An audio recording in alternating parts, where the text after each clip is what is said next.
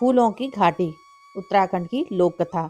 आप सभी को मेरा प्यार भरा नमस्कार। पहला आज हम सुनते हैं उत्तराखंड की लोक कहानी फूलों की घाटी। चैनल को सब्सक्राइब करें और अधिक से अधिक शेयर करें। बहुत पुरानी बात है, हिमालय पर्वत की घाटी में एक ऋषि रहते थे। वे गोरे चिट्टे थे, उनकी श्वेत धवल दाढ़ी थी और वे कंद मूल फल खाते थे। अपना अधिक समय वह तपस्या में व्यतीत करते थे। कभी कभी बर्फ के ढके पहाड़ों के बीच अकेले वह उदास हो जाते थे। उदासी तोड़ने के लिए अक्सर वह जोर जोर से बोलने लगते थे। उन्हीं की ऊंची आवाज ऊंचे पर्वतों से टकराकर लौट आती। दूर दराज तक नजर दौड़ाकर वह कुछ खोजने लगते। चारों ओर दूध सी सफेद बर्फ ही बर्फ दिखाई देती। उनका मन और भी उदास हो जाता था। एक दिन उन्होंने ध्यान लगाकर भगवान से कहा, प्रभु कभी कभी मन नहीं लगता, सूने पहाड़ की उदासी काटने को दौड़ने लगती है, कुछ कृपा करो। ऋषि अभी ध्यान मग्न ही थे, तभी उन्हें छम छम करती पायल की झनकार सुनाई दी। उन्होंने आंखें खोली, देखा हिमसी एक बालिका श्वेत वस्त्रों में सजी सामने खड़ी थी। मंत्रमुग्ध ऋषि ने दौड़कर बच्ची को गोद में उठा लिया। उनका हृदय पुलकित हो उठा। खुशी में आंखों से आंसू बहने लगे।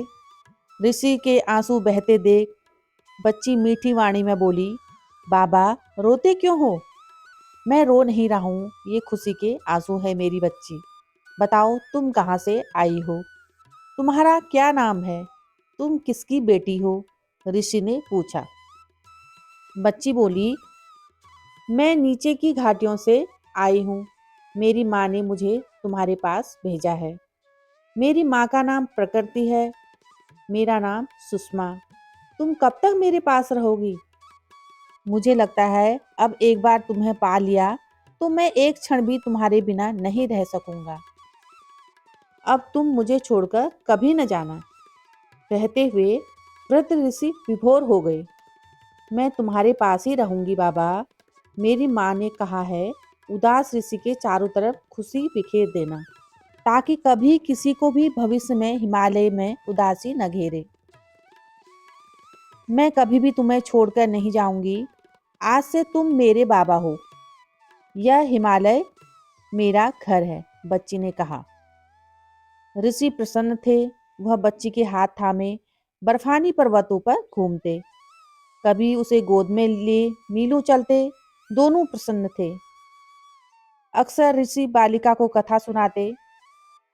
एक दिन ऋषि ने बालिका को हंसने वाली मनोरंजक कथा सुनाई तो वह खिलखिलाकर हंस दी।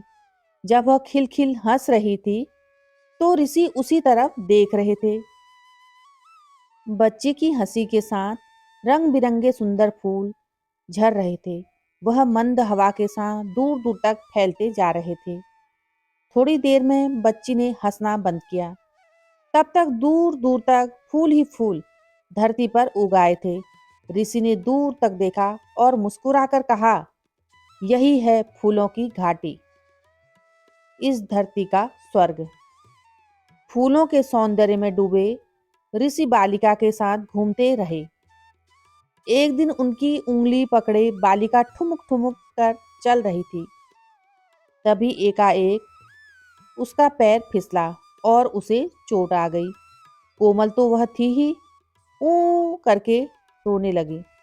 बड़ी बड़ी आंखों से मोती से आंसू ढुलक ढुलक कर धरती पर गिरने लगे।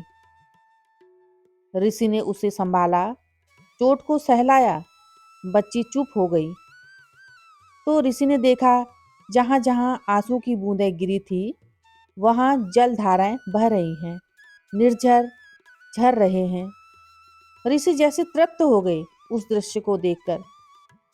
सचमुच बच्ची ने ऋषि की उदासी मिटा दी। मुदित मन से ऋषि उसे लिए ऊंची चोटियों पर यहाँ से वहां जाते। जहां बच्ची हंसती वहां फूल बिखर जाते, जहां रोती वहां झरने बहते। अब सुंदरता हिमालय पर सर्वत्र छा गई। ऋषि की उदासी दूर हो गई। बाबा और बच्ची दोनों मगन थे। समय बीतने लगा। बहुत बहुत वर्षों बाद बर्फानी पर्वतों, फूलों की घाटियों और नदी झरनों के नीचे की घाटियों में रहने वालों को इस अनोखे सौंदर्य की खबर मिली। वे लोग मार्ग खोज खोज कर ऊपर जाने लगे। कठिन मार्ग में उन्हें थकावट लगती, कष्ट होता, पर ऊपर पहुंचकर सब भूल जाते। धीरे धीरे अपने मार्ग के कष्टों को दूर करने के लिए उन्होंने सुगम मार्ग बनाने का विचार किया। हरी भरी धरती पर लगे कुदाल चलाने, कभी सह लेती धरती माँ, पर कभी गुस्से से गरज पड़ती और पहाड़ टूट जाते। हरियाली पर टूटा पहाड़ मनुष्य की निर्दयता की कहानी कहता। लोग आने लगे। ऋषि और बालिका ऊंची ऊंची चोटियों की ओर बढ़ने लगे। वे जहां जाते सूखे पर्वत सौंदर्य से भर जाते। इस तरह ऋषि ने सुषमा को साथ लगाकर हिमालय को स्वर्ग के समान बना दिया। आज ऋषि नहीं है, मगर हिमालय के झरने, हरे मैदानों और फूलों की घाटी के रूप में सुषमा चारों ओर जैसे हंसती मुस्कुराती ऋषि की कहानी कहती दिख पड़ती है। अब मैं अपना वीडियो यहीं पर समाप्त कर रही हूँ। अगली वीडियो में एक नई कहानी, एक नई जानकारी लेकर आऊंगी। तब तक के लिए नमस्कार, प्रणाम।